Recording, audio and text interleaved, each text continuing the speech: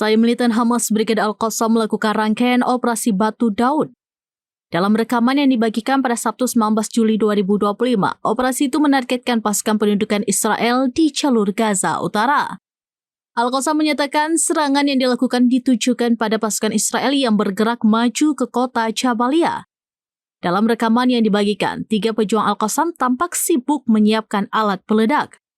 Kemudian seorang pejuang Al-Qassam menembakkan rudal ke salah satu tank yang terparkir. Di saat yang sama, seorang anggota Al-Qassam lainnya tampak berlari mengendap-endap ke arah tank Israel.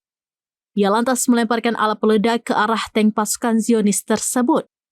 Tidak menunggu waktu lama, ledakan besar pun terjadi yang membuat tank Israel meledak hebat.